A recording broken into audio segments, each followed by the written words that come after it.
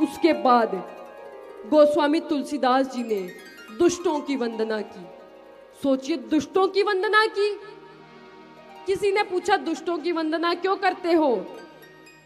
तुलसीदास जी ने कहा, मैं दुष्टों की वंदना सच्चे मन से करता हूं। मैं सच्चे मन से दुष्टों की महिमा गा रहा हूं।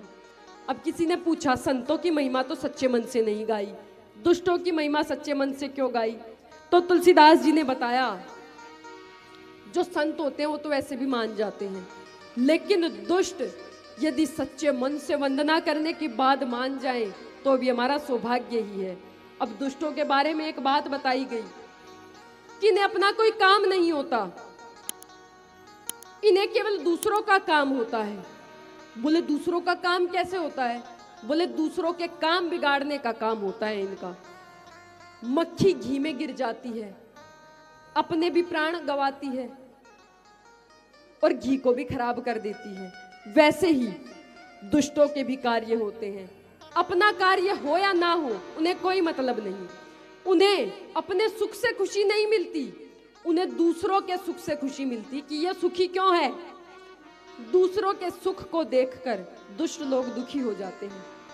ये दुष्टों की पहचान है कि वो दूसरों के सुख से रोएंगे। संत की क्या पहचान है? वो दूसरे के दुख को बांट लेते हैं। लेकिन दुष्ट क्या करते हैं? दूसरे के दुख को बढ़ा देते हैं। अपना काम भले ही बिगड़ जाए लेकिन दूसरों का काम नहीं बनना चाहिए। ये दूसरे के दोषों को हजार आंखों से देखते हैं। अब किसी ने तुलसीदास जी से पूछा, क्या दुष्टों की हजार आंखें होती हैं?